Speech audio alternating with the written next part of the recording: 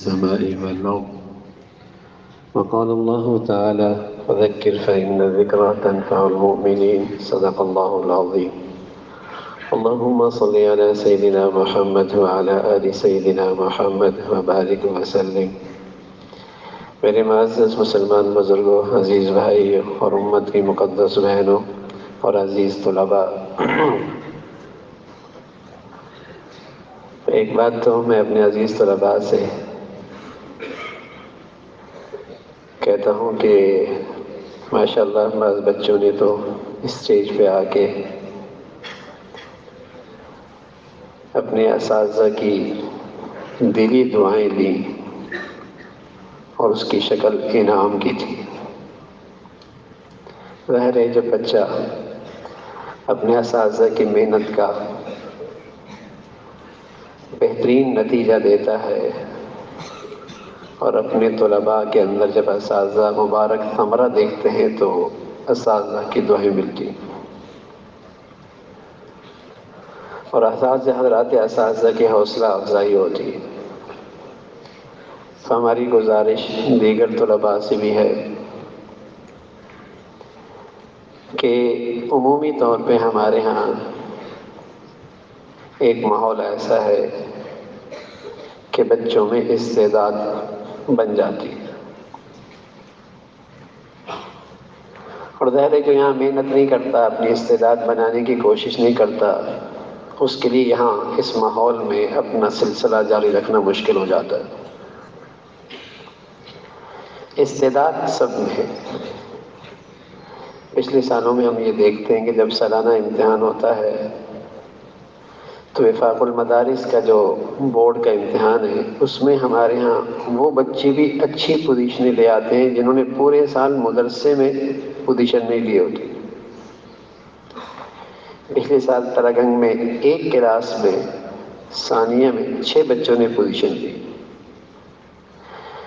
وفاق کی سطح پہ، اور ان 6 میں 4 ایسے تھے جنہوں نے پورے سال مدرسے میں پوزیشن نہیں لی۔ استعداد ہوتی ہے، تھوڑی سی توجہ ہو جائے تو ان کے وفاق کے نتائج بہت مختلف ہو جاتے ہیں، بہت شاندار ہو جاتے ہیں۔ تھوڑی سی توجہ، تھوڑی سی محنت، تھوڑی سی فکر ہو جائے،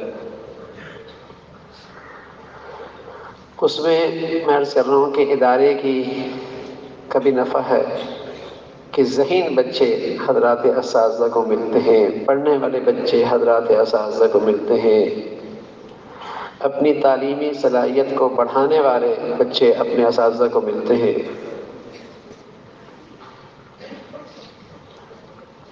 تو ان تمام طلباء سے ہماری گزارش ہے کہ حوصلہ کریں اور ہمت سے کام لیں۔ مسابقے کا یہ میدان ہے، ایک دوسرے سے آگے بڑھیں۔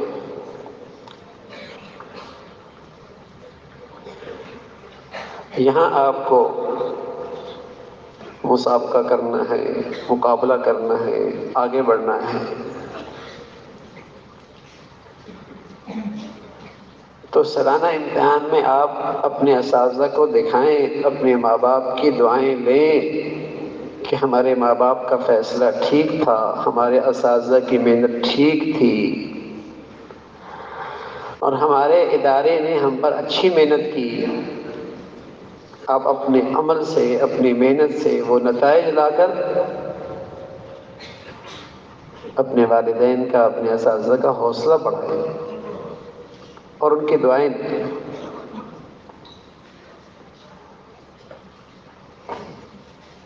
ایک تو ہماری ان تمام بچوں سے گزارش، ایک عمومی بات جو ہم سب کے لیے مفید ہے،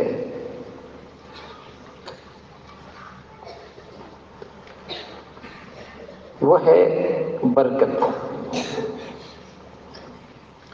برکت کہتے ہیں کثیر النفع، زیادہ نفع ہونا۔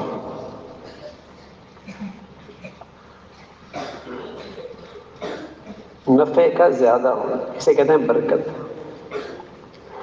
ہمارے نبی پیارے صلی اللہ علیہ وسلم جو اللہ سے دعا کیا کرتے تھے، تو عام طور پہ آپ کی دعاؤں میں اللہ تعالیٰ سے برکت مانگا کرتے تھے، اللہ برکت عطا فرما، رزق میں برکت دے دے، گھر میں برکت دے دے، برکت مانگا کرتے تھے۔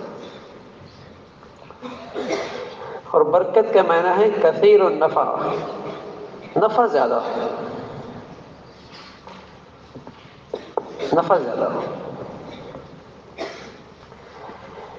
زندگیاں برکت سے کب خالی ہوتی ہیں، گھر نفع سے کب خالی ہوتے ہیں، پیسہ نفع سے کب خالی ہوتا ہے، اولاد نفع سے کب خالی ہوتی ہے، صحت نفع سے کب خالی ہوتی ہے، زندگی نفع سے کب خالی ہوتی ہے، زندگی کے اوقات نفع سے کب خالی ہوتے ہیں،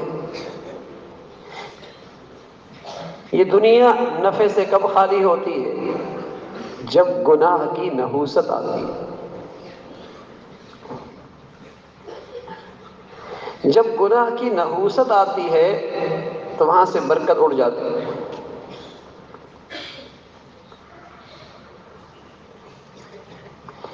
کثرت نہیں اٹھتی، کثرت ہوتی ہے۔ 20 سال پہلے، 40 سال پہلے کے مقابلے میں اب ہمارے گھروں میں سواری بھی اچھی، گھر بھی بڑا، کپڑے بھی زیادہ، ساز و سامان بھی زیادہ، پیسہ بھی زیادہ، چیزیں بھی زیادہ، وسائل بھی زیادہ، اسباب بھی زیادہ۔ کثرت تو آج 40 سال کے مقابلے میں ہر چیز میں زیادہ ہے، لیکن برکت نہیں ہے،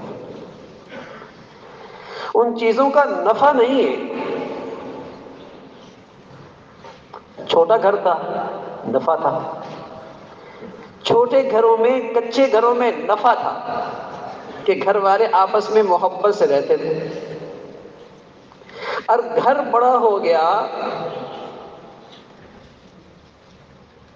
گھر بڑا ہو گیا، نفع چلا گیا، اس گھر میں سکون نہ رہا، اس گھر میں محبت نہ رہی،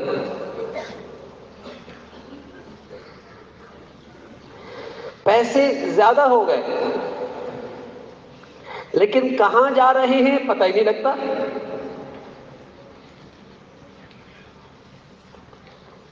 پیسوں میں نفع کم ہو گیا، 60 سال زندگی گزری ہے، پیچھے دیکھتے ہیں تو نظر آتا ہے کہاں گزاری ہے، زندگی کا نفع نہیں ہے۔ جوانیاں گزار دی تو دیکھتے ہیں تو اس جوانی سے کیا کمایا، خالی نظر آتا ہے، نفع نہیں۔ 24 گھنٹے گزر جاتے ہیں، رات کو سوتے وقت ذرا سوچے آدمی آج نفع کیا ہوا۔ پھر نفع دو قسم کے ہوتے ہیں، ایک تو اس نعمت سے نفع آخرت